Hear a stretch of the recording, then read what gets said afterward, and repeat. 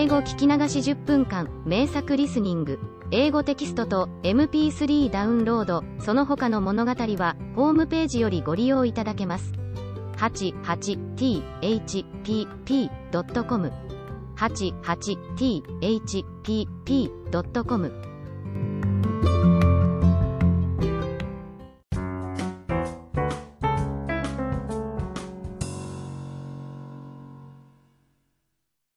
Little Snow White. Once upon a time in the middle of winter, when the flakes of snow were falling like feathers from the sky, a queen sat at a window sewing, and the frame of the window was made of black ebony. And whilst she was sewing and looking out of the window at the snow, she pricked her finger with the needle, and 3 drops of blood fell upon the snow. And the red looked pretty upon the white snow, and she thought to herself, would that I had a child as white as snow, as red as blood, and as black as the wood of the window frame. Soon after that she had a little daughter, who was as white as snow, and as red as blood, and her hair was as black as ebony, and she was therefore called Little Snow White. And when the child was born, the queen died.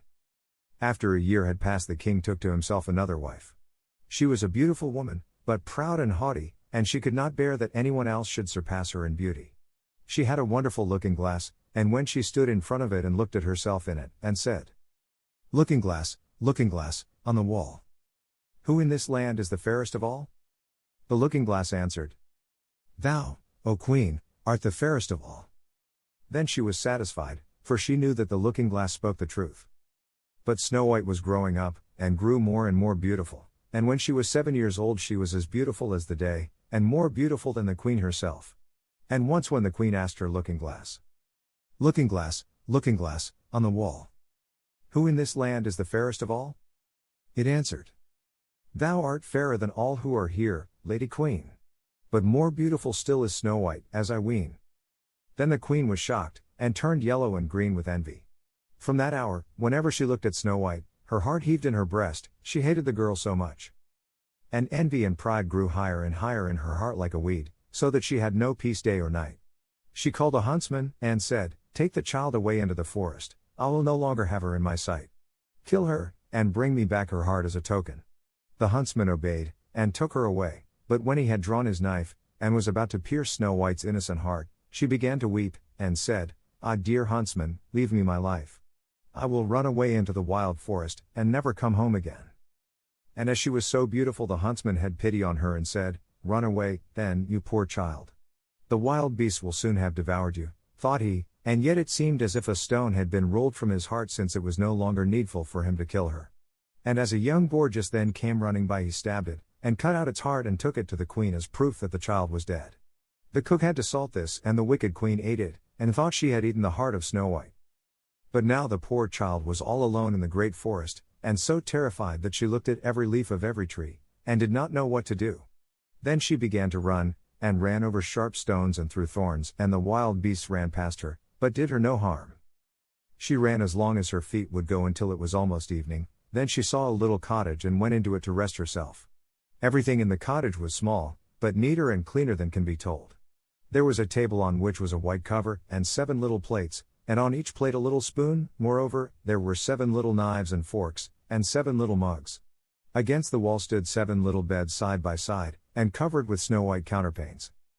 Little Snow White was so hungry and thirsty that she ate some vegetables and bread from each plate and drank a drop of wine out of each mug, for she did not wish to take all from one only. Then, as she was so tired, she laid herself down on one of the little beds, but none of them suited her. One was too long, another too short, but at last she found out that the 7th one was right, and so she remained in it, said a prayer and went to sleep. When it was quite dark, the owners of the cottage came back. They were 7 dwarfs who dug and delved in the mountains for ore. They lit their 7 candles, and as it was now light within the cottage, they saw that someone had been there, for everything was not in the same order in which they had left it. The first said, who has been sitting on my chair? The second, who has been eating off my plate? The third, who has been taking some of my bread? The fourth, who has been eating my vegetables? The fifth, who has been using my fork? The 6th, who has been cutting with my knife? The 7th, who has been drinking out of my mug? Then the first looked round and saw that there was a little hole on his bed, and he said, who has been getting into my bed? The others came up and each called out, somebody has been lying in my bed too. But the 7th, when he looked at his bed, saw little Snow White, who was lying asleep therein. And he called the others, who came running up, and they cried out with astonishment, and brought their 7 little candles, and let the light fall on little Snow White. "Oh Evans! Oh Evans!" cried they, "what a lovely child!" And they were so glad that they did not wake her up, but let her sleep on in the bed. And the 7th dwarf slept with his companions, 1 hour with each, and so got through the night. When it was morning, little Snow White awoke, and was frightened when she saw the 7 dwarfs. But they were friendly and asked her what her name was. "My name is Snow White," she answered. "How have you come to our house?" said the dwarfs. Then she told them that her stepmother had wished to have her killed, but that the huntsman had spared her life, and that she had run for the whole day, until at last she had found their dwelling. The dwarfs said, "If you will take care of our house, cook, make the beds, wash, sew, and knit, and if you will keep everything neat and clean, you can stay with us, and you shall want for nothing." "Yes," said Snow White, "with all my heart," and she stayed with them. She kept the house in order for them. In the mornings they went to the mountains and looked for copper and gold, in the evenings they came back, and then their supper had to be ready. The girl was alone the whole day, so the good dwarfs warned her and said, "Beware of your stepmother, she will soon know that you are here, be sure to let no one come in." But the queen, believing that she had eaten Snow White's heart, could not but think that she was again the first and most beautiful of all, and she went to her looking glass and said, looking glass, on the wall, who in this land is the fairest of all?" And the glass answered, "O Queen, thou art fairest of all I see. But over the hills, where the 7 dwarfs dwell, Snow White is still alive and well. And none is so fair as she." Then she was astounded, for she knew that the looking glass never spoke falsely, and she knew that the huntsman had betrayed her, and that little Snow White was still alive. And so she thought and thought again how she might kill her, for so long as she was not the fairest in the whole land, envy let her have no rest. And when she had at last thought of something to do, she painted her face, and dressed herself like an old peddler woman, and no one could have known her. In this disguise she went over the 7 mountains to the 7 dwarfs, and knocked at the door and cried, "Pretty things to sell, very cheap, very cheap." Little Snow White looked out of the window and called out, "Good day, my good woman, what have you to sell?" "Good things, pretty things," she answered, "stay laces of all colors," and she pulled out one which was woven of bright colored silk.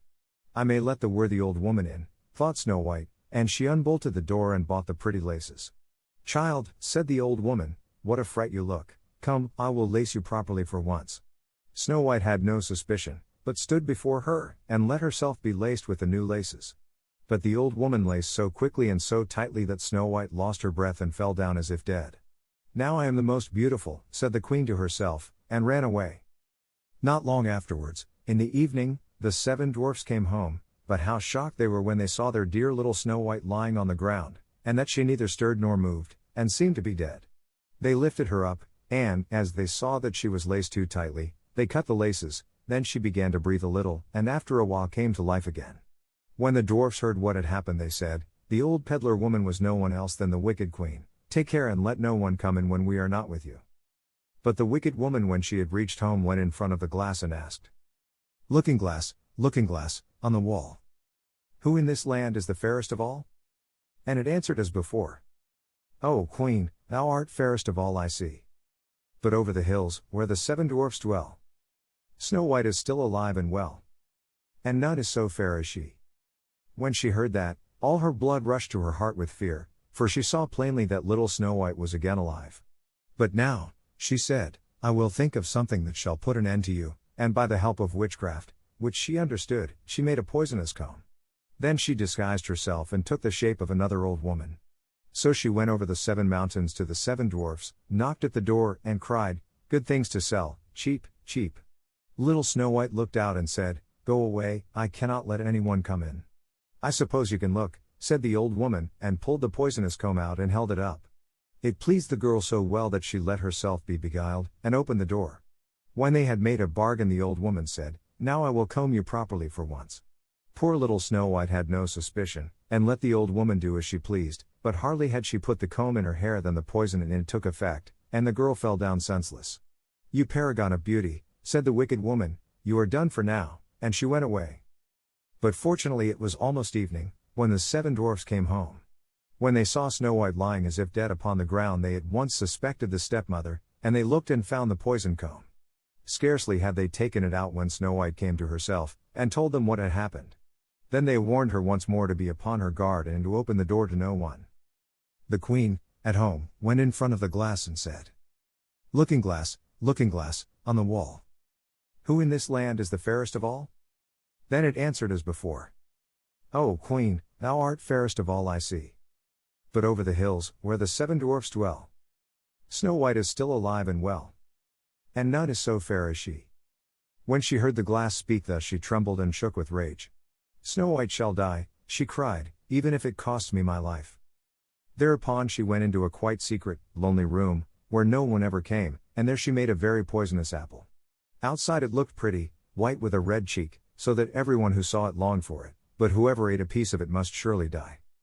When the apple was ready, she painted her face, and dressed herself up as a countrywoman, and so she went over the 7 mountains to the 7 dwarfs. She knocked at the door. Snow White put her head out of the window and said, I cannot let anyone in, the 7 dwarfs have forbidden me. It is all the same to me, answered the woman, I shall soon get rid of my apples. There, I will give you one. No, said Snow White, I dare not take anything. Are you afraid of poison? Said the old woman, look, I will cut the apple in 2 pieces, you eat the red cheek, and I will eat the white. The apple was so cunningly made that only the red cheek was poison. Snow White longed for the fine apple, and when she saw that the woman ate part of it, she could resist no longer, and stretched out her hand and took the poisonous half. But hardly had she a bit of it in her mouth than she fell down dead. Then the queen looked at her with a dreadful look, and laughed aloud and said, White as snow, red as blood, black as ebony wood. This time the dwarfs cannot wake you up again. And when she asked of the looking glass at home, looking glass, on the wall, who in this land is the fairest of all? It answered at last, O queen, in this land thou art fairest of all. Then her envious heart had rest, so far as an envious heart can have rest. The dwarfs, when they came home in the evening, found Snow White lying upon the ground. She breathed no longer and was dead. They lifted her up, looked to see whether they could find anything poisonous, unlaced her, combed her hair, washed her with water and wine, but it was all of no use, the poor child was dead, and remained dead. They laid her upon a bier, and all 7 of them sat round it and wept for her, and wept 3 days long. Then they were going to bury her, but she still looked as if she were living, and still had her pretty red cheeks. They said, we could not bury her in the dark ground, and they had a transparent coffin of glass made, so that she could be seen from all sides, and they laid her in it, and wrote her name upon it in golden letters, and that she was a king's daughter. Then they put the coffin out upon the mountain, and one of them always stayed by it and watched it. And birds came too, and wept for Snow White, first an owl, then a raven, and last a dove. And now Snow White lay a long time in the coffin, and she did not change, but looked as if she were asleep, for she was as white as snow, as red as blood, and her hair was as black as ebony. It happened, however, that a king's son came into the forest, and went to the dwarf's house to spend the night. He saw the coffin on the mountain, and the beautiful Snow White within it, and read what was written upon it in golden letters. Then he said to the dwarfs, Let me have the coffin, I will give you whatever you want for it. But the dwarfs answered, We will not part with it for all the gold in the world. Then he said, Let me have it as a gift, for I cannot live without seeing Snow White. I will honor and prize her as my dearest possession. As he spoke in this way, the good dwarfs took pity upon him, and gave him the coffin. And now the king's son had it carried away by his servants on their shoulders. And it happened that they stumbled over a tree stump, and with a shock the poisonous piece of apple which Snow White had bitten off came out of her throat. And before long she opened her eyes, lifted up the lid of the coffin, sat up, and was once more alive. Oh heavens, where am I? She cried.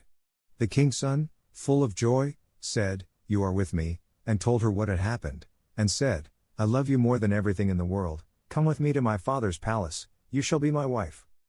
And Snow White was willing, and went with him, and their wedding was held with great show and splendor. But Snow White's wicked stepmother was also bidden to the feast. When she had arrayed herself in beautiful clothes, she went before the looking glass, and said, Looking glass, on the wall, who in this land is the fairest of all? The glass answered, O queen, of all here the fairest art thou.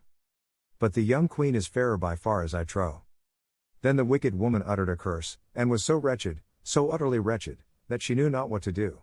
At first she would not go to the wedding at all, but she had no peace, and must go to see the young queen.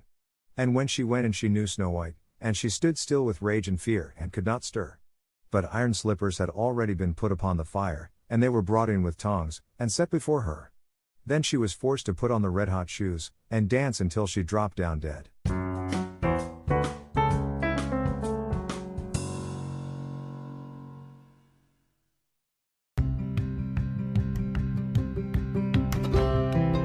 英語聞き流し10分間、名作リスニング、英語テキストと MP3 ダウンロード、その他の物語は、ホームページよりご利用いただけます。88thpp.com 88thpp.com